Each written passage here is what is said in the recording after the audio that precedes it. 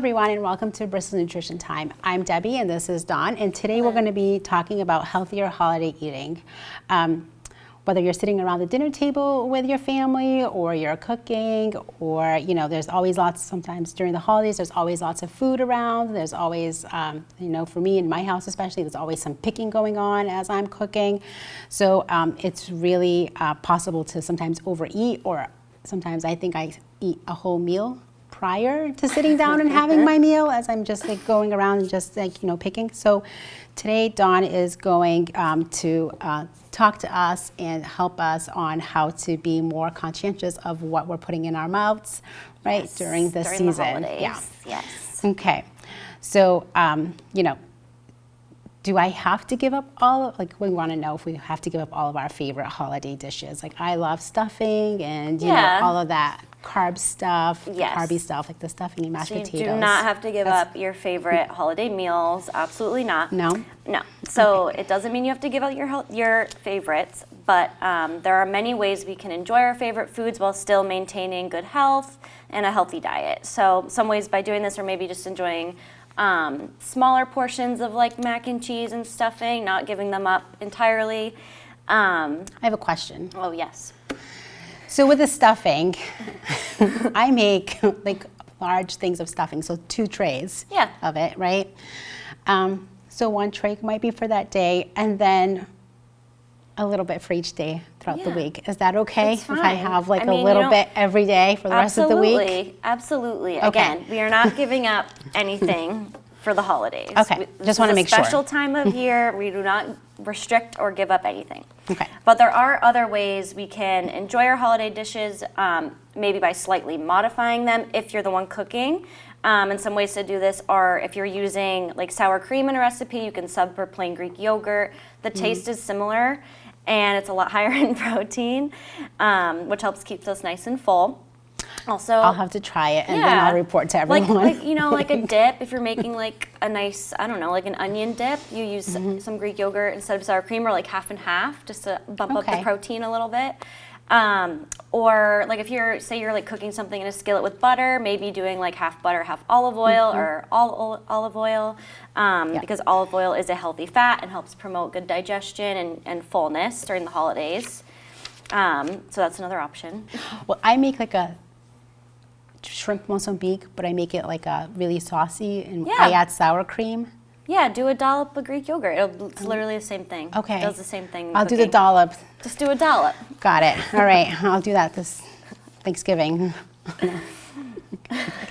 So during the holidays, typically I skip breakfast because I know I'm going to be having a big meal. So what do you think about that? So many people do this. This isn't just you. Many people do this. They want to like save up the calories for the day. In my opinion, this is not a good strategy to do for a few reasons. So skipping meals can cause extreme hunger by the time the meal comes, which can cause overeating and feeling uncomfortable. So I always recommend to eat a normal breakfast on the day of a holiday. You don't even need to like cut your breakfast in half. Have a normal breakfast that you would have any day. And this way you aren't ravenously hungry, or even like say the holiday meal is like at 4 p.m., have a snack before you go there, just to make sure you're not, starving when you get there, because this is what causes to overeat when we're so hungry. But a good breakfast idea before a holiday meal could be like avocado toast with some eggs, or oatmeal with fruit, or the Greek yogurt. I love Greek yogurt.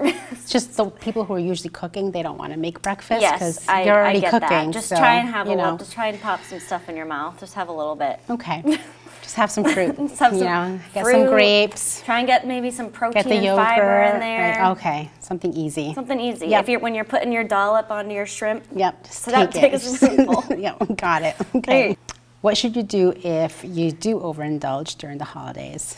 So it's a good question. So let's say you have an entire tray of cookies the night of the party. Sometimes it happens. For the next day, try and focus on eating nutrient-dense foods and staying hydrated.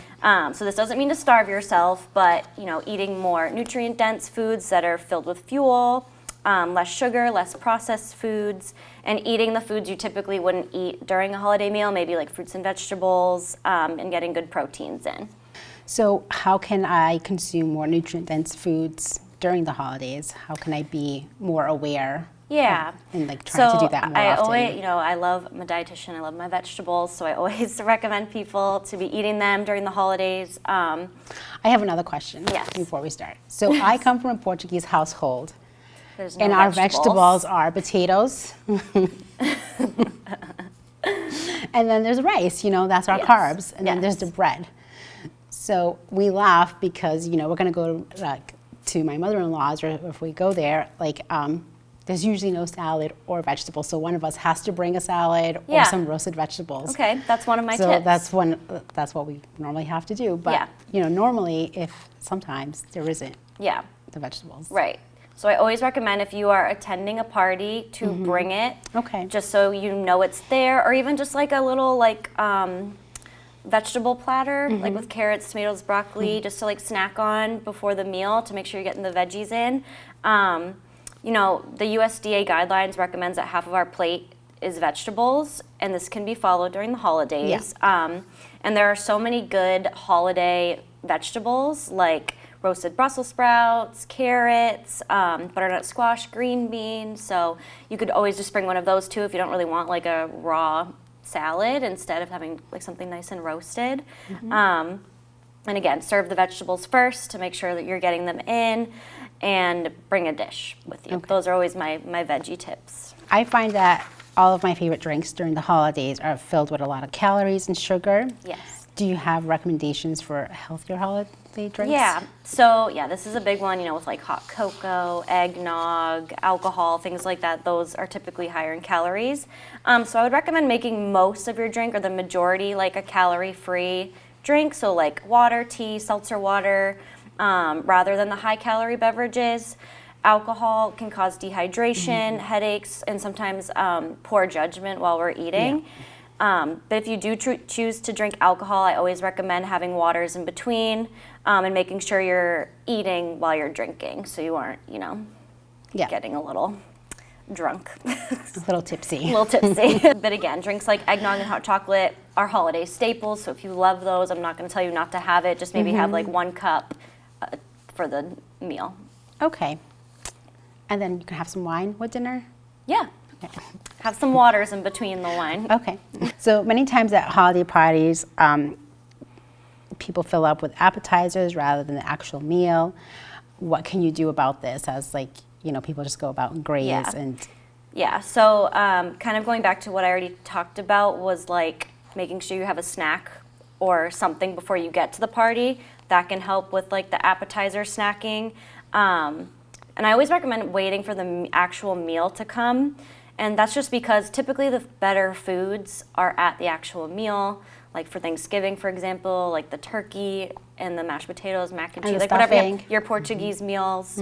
Those are all typically, the more delicious ones, the ones we look forward to because we don't have them all the time. An appetizer, we have cheese and crackers, you can have those anytime, or chips and dip anytime. But those foods you don't get all the time, so that's why I always tell people to kind of wait until the actual meal comes. And maybe if it's a buffet, appetizer table, trying to just keep a distance from it so you're not tempted to be picking and then, not having an appetite for the actual meal. And what is mindful eating and how can it be used during the holidays? Yes, so mindful eating is something that's talked about a lot. I'm sure you all have heard of it. So eating mindfully means that you're kind of using your physical and emotional senses to experience food and enjoy food and make choices around food. This can help increase your gratitude for food, which can improve the overall eating experience. This time of year, your senses can kind of be overloaded with all the cocktails, the desserts, and the nostalgic foods. So it's really important to take time and focus on what you're actually eating. I kind of tell people while they're eating the holiday meal to kind of think about what does it smell like, what does it taste like, what's the texture, and this kind of lets you slow down a little bit, helps your digestive system move a little bit more slowly, and it helps to really enjoy what you're eating. And this exercise will help you avoid kind of being a little mindless about your food and just forking it down, Right. Yep. This helps you to slow down a little bit. Yeah, I think that's important because I think sometimes, you're in such a rush sometimes that you're just eating so quickly that you're not actually tasting the food. Right. So like just to not be hungry anymore, yeah. you know? So I think you do need to kind of slow down and taste the food. So some people may find it hard to exercise during the holidays. Do you have any advice for this? Yeah, so the holidays can be kind of stressful this time of year. So usually, exercising isn't your priority for this. But I always say like walking is really underrated for exercise. Walking after meals is so beneficial for our digestion. Additionally, this can be a nice like family tradition to start, like taking a nice family walk after dinner. Even if it's just 10 or 15 minutes, just, getting some fresh air. I know here it's kind of cold, so maybe you could just put on some coats and take a little walk, or if your house is big enough, you could walk inside the house. This is also a way, if you're really stressed, for some alone time, if you want to go by yourself and get a little, away from the family. Some people get overwhelmed. Again, it's important to maintain exercise for your mental and physical health during the holidays. Even if it's only like small bursts, just try and get some type of exercise in, even if it's just like stretching or like a jumping jack or something like that. Just trying to get a little movement in is always great for the holidays. When my family's in town, I find that my sleep's not at its best. Do you have any tips for getting better sleep at this time of the year? Yeah, so again, this can be kind of challenging, with the amount of parties you're going to and your family being in town. But it's really important to be sticking to your same sleep schedule that you normally do. Now and after the holidays, there are studies that have shown irregular sleep schedules can lead to poor sleep quality, fatigue, poor eating habits, and daytime sleepiness or fatigue that can take time to reverse. So you can avoid this by going to bed at the same time and waking up to the same time as you usually do, is typically what I recommend. And avoid napping during the day also. Can take away sleep from the night time. So the holidays can be stressful sometimes. Do you have any tips for people on how they can de-stress? Yes. So the holidays are always full of family and friends. Again, this can be so great, but it can also be really like emotionally and physically draining. So whether you're staying with family or you're staying home, just remember to take time for yourself. And this again could be like walking, doing a little quick meditation, yoga, or like even just volunteering to go to the store by yourself just so you get some alone time. Because even like extroverted people really need that time to recharge and take a step away from all the parties and chaos sometimes. Yeah, I think that's really important. Yeah. I sometimes just hide in the cellar from everyone. Or hide in the cellar. Just go hide somewhere. So how do I avoid feeling guilty after a holiday meal, especially if you've if you've overindulged. Yeah, this can be a big one for people, feeling really guilty after they eat. I know people can kind of even get anxious about, oh my God, I need to eat perfectly. I need to eat all the vegetables and fruits this time of year. But, this is the time of year that you should be celebrating and you should be relaxing. So if you do happen to eat more than you think you should have, don't beat yourself up about it. The holidays is one time a year typically. But more importantly, don't let a slip become a fall, sometimes I like to say. So if you do go overboard, don't get stuck in like a food rut, try and just get back to your normal routine, your normal healthy eating. And kind of like I said before, just trying to make sure the next day or after the holidays, your meals are more balanced with a lot of protein, fiber, vitamins and minerals, and making sure you're staying hydrated. Yeah.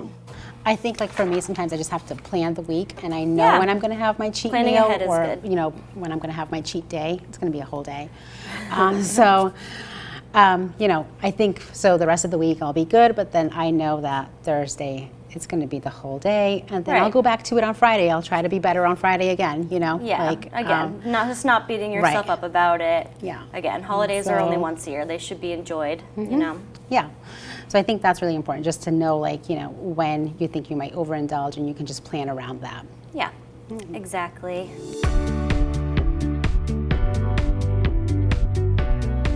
Today we're going to be talking to Dawn, our nutritionist, about nutrition myths and facts. So we're going to be debunking some of the information that's out there. There's a lot of information out there on TV, social media, and sometimes we get caught up on these ads that we see, but we're going to get some advice today from Dawn in regards to that. Yes. Yeah. So Dawn's going to let us know why dietitians are the best people to get nutrition advice from. Yes. So dietitians provide recommendations based on science. We have education, we have training, we have ethical responsibility to keep clients safe while also providing accurate information. So a client could go to a registered dietitian for a bunch of reasons: to lose weight, to help treat a complicated medical condition like kidney failure, celiac disease, diabetes, or they could learn about food safety. So dietitians complete a 4-year nutrition degree, whether it's an undergraduate or a master's. And they complete coursework that typically consists of like anatomy, physiology, biochemistry, medical nutrition therapy, and food science. So after we graduate, we have to complete an internship, and it's about 1,200 hours worth. So we have to do a lot of interning, and we do an internship within 3 different realms. So we do clinical, community, and food service. And then we're also required to take a licensure exam. So that's really what qualifies us to be able to give the best nutrition advice because of all the training that we get. Okay. And the other thing I think we need to say is that, you look at the person's whole diet and what they're actually eating and what they may be allergic to, and not necessarily somebody who will just tell you to cut out carbs or cut out the fat and you'll lose weight. Or, if you go on social media, there's all kinds of different ads that take this and you'll lose 100 pounds. Yeah. Wrong. I've tried some of them in my younger years and it didn't work. So dietitians really try and add in more things to do rather than eliminating and restricting foods. Okay. So sometimes people think that eggs might be bad for you or for your heart health. Is that true? Or so this is a very controversial topic. So most people can eat eggs and be totally fine and not have like any increased risk for a heart attack or cardiovascular disease. In the past, it seemed logical to think that eggs would raise cholesterol because they contain cholesterol, but really current research is telling us that dietary cholesterol does not actually raise our own cholesterol.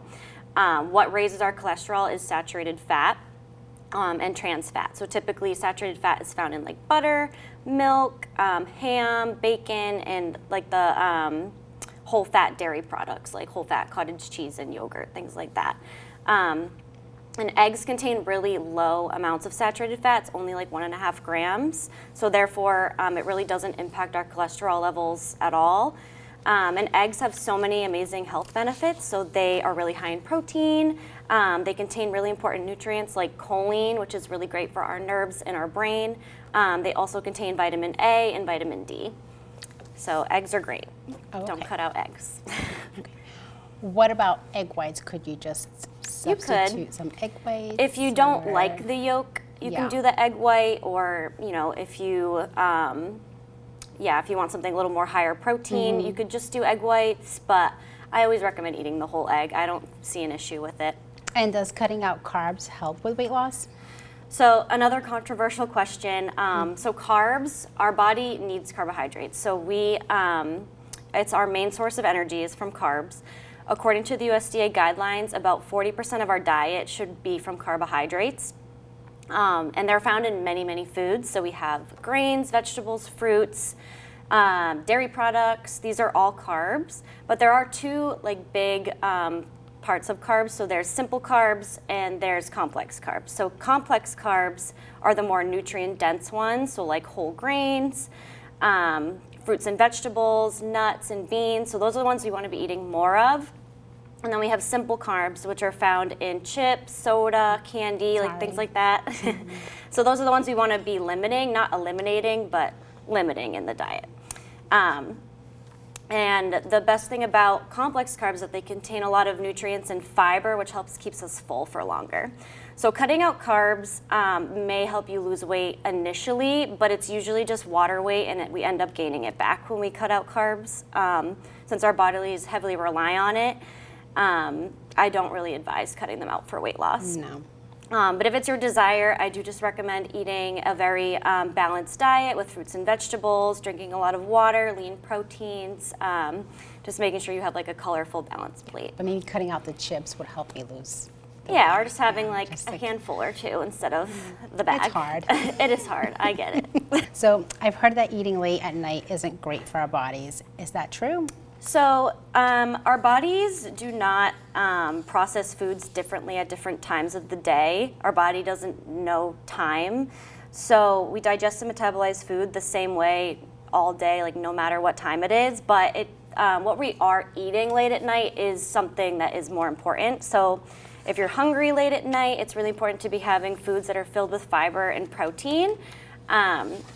Some examples of that would be like peanut butter on toast or cheese and crackers. The crackers I typically recommend for people are Wheat Thins or Triscuits because they're whole grain crackers, or like fruit and yogurt. And that's because if you're eating something really sugary or really fatty, it can spike your blood sugar overnight, and you don't want that to happen while you're sleeping. So no, it doesn't. No. Yeah. Okay, so I have a family where we actually eat dinner pretty late. We eat like at 7:30, 8 o'clock, just because we're on the go. And sometimes it just feels like, when you have a heavier dinner, it's just, I don't know, maybe you just feel uncomfortable throughout the night. Right, so maybe, again, trying to eat something that's higher in protein. That way you're digesting it a little more slowly, drinking a lot of water before you go to bed, making sure you're hydrated, things like that. I know that causes, having to get up and go to the bathroom in the middle of the night, but it is important to be staying hydrated while you sleep because you're not drinking water over those 8 or 10 hours that you're sleeping. And are fats bad for your health? So fats are kind of like carbs where there's two different types of fats. So again, our bodies really rely heavily on fat for energy. We have specific vitamins that we need every day that need fat to be absorbed. Fat is really good for our heart and our brain health, and again, some fats are healthier than others. So we have unsaturated fat and saturated fat. So unsaturated fat is our healthy fats, and these reduce your risk of heart disease and stroke. And these are typically found in olive oil, avocados, like nuts and seeds, flaxseed, fatty fish, and then we have saturated fat. And I always think of saturated fat to be solid at room temperature. So if you think about like butter or like fatty meats, like if there's fat on the chicken, you can see it, so it's solid. And these should be consumed in moderation. So again, like bacon, ham, butter, red meat, the skin on the chicken, whole fat milk, things like that. Okay. And what about diet beverages? So go ahead. just sometimes I like to have a Diet Coke, and it's not just because I don't like Coke, I just like the taste of Diet Coke better. So what do you think of those? So there has been research done between diet beverages and like weight gain or obesity, and there really isn't any correlation. So if you prefer them, I'm not going to say don't have them. The only issue that I find with diet sodas is that they contain a lot of artificial sweeteners that can cause GI upset. So they can cause diarrhea if you drink them in excess, constipation, because the aspartame and erythritol are not like a natural thing that our body like knows, so that's why it can cause some GI upset. I always say that water is best, but again, diet beverages are not linked to like weight gain or obesity, so if you like to have one every once in a while, go for it. With skipping meals and intermittent fasting that people do now, does that help with them with weight loss, or is that just... Yes, another very controversial question. So skipping meals causes our metabolism to slow down. So our metabolism is how much energy it needs to function, and a slower metabolism causes us to burn less calories and less energy. So it's kind of the opposite.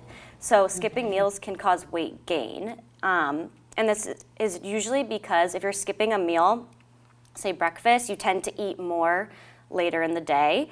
And you're not getting like the sufficient fuel that you need throughout the day, so this can leave you feeling like shaky, and fatigue can give you headaches, especially if you have diabetes. It's really not good to be skipping meals. So I do not recommend skipping them for weight loss. I know it is a big trend right now. It is a big trend, yeah. The intermittent fasting is huge. Yeah, but I don't recommend it. Okay, yeah, people should probably just have small meals throughout the day and just and especially like first thing in the morning. If you're eating first thing in the morning, it really kickstarts the metabolism and gets your body going. So I never recommend skipping breakfast or any meals. Okay. So I always hear to shop the perimeter of the grocery store and avoid shopping the aisles. Yeah. Is So the perimeter of the grocery store is kind of known to have like the healthier things. So when you walk into the grocery store, there's your produce, and then you get to your meats, and then your dairy and bread. But the aisles sometimes are like kind of left to the back burner, but I really love the stuff in the aisles. There's a lot of good healthy things, like whole grains are always found in the aisles. I thought you were going to say chips and candy. Sorry. Our healthy oils, so like avocado oil, olive oil, those are all found in the aisle. Canned and frozen vegetables are typically found in the aisle, so I love using those in cooking. Your nuts and your beans are found in the aisles as well, and rice, and those are all great healthy options. So what I would recommend, shopping the majority of the perimeter, but definitely don't skip out on the aisles. There's some good stuff in there as well. So for somebody who's looking to get healthier, would you recommend frozen or canned produce or fresh? Like what's so best? A fresh produce is always great, but it's not always possible for people, especially because like here in Massachusetts, we don't get fresh produce all the time. Like it has to be shipped. So the second vegetables and fruit are picked from the vine, it starts to deplete in nutrients. So that's why I typically recommend frozen for people. One, it's cheaper, it lasts a very long time, and also when it's picked, it's immediately frozen. So it's kind of preserving all the nutrients and the vitamins and minerals. Canned is fine too, but the one thing to watch out for is the sodium. Sodium is a preservative, so a lot of the times it's added in there. So if you you prefer canned produce, like my mom does, you can look for the low sodium or no added salt kinds. Okay. So I usually recommend fresh or frozen, but canned again is okay too. So the other trend that we see is some people cutting out dairy or gluten for better health, or sometimes people tell you like cut out gluten and you can lose some weight too. Yeah. So what do you think about that? So this I do not recommend at all. I only recommend cutting out gluten if you have celiac disease or a diagnosed intolerance. So gluten is the protein that's found in wheat, barley, and rye. And these products are very high in B vitamins and fiber, so these are not things you want to be missing out in your diet unless you medically need to. And typically gluten-free products, since they're removing the gluten, they add in like sugar and salt and fat to make them taste better. So a lot of the times they're really not even healthier. But if you do follow a gluten-free diet, you're going to want to be checking the ingredient list and making sure there's no gluten in there. And the same goes for dairy. So unless you have a diagnosed intolerance or an allergy, I don't recommend cutting it out. Dairy is great because it's high in protein, it's high in calcium, especially for older adults. We really need calcium as we get older. But again, try and have like the lower fat varieties, like 1% skim when you can. And if you think you have an allergy to gluten or dairy, always check with your doctor first to make sure it's an actual allergy or not. Yeah. And then there is something that sometimes people can take, right? If they have a dairy intolerance. So a dairy intolerance, they can prescribe like it's called lactase, so it's the enzyme that our body naturally makes. So if you have an intolerance, your body isn't really making that enzyme as well, so you can take that before you eat dairy. Sometimes it helps, but again, always ask your doctor first before taking it. So sometimes, online or even on TV when you're watching these commercials, infomercials, they talk about superfoods. Yes. Can you tell us a little bit about these? Sure, yeah. So superfoods are foods that are claimed to be very high in a specific nutrient or health benefit. Some examples of these are like berries. You've probably seen like acai berries. Those are known to be superfoods. Sauerkraut, chia seeds, salmon, things like that. So the term superfood I don't really like because it's a way for companies to kind of make more money, and it's a marketing tool. And another issue with labeling anything a superfood is the perceived health benefit without the guarantee. So there might not be research on it. And again, as a dietitian, we want to make sure everything is evidence-based and has a lot of research on it. So superfood is not a regulated term. It can go anywhere on the label. They don't have to run it by the FDA or anything like that. So again, always just be cautious while you're shopping with superfoods, just because, again, you never know if it actually does have a health benefit. So just be cautious, that's all.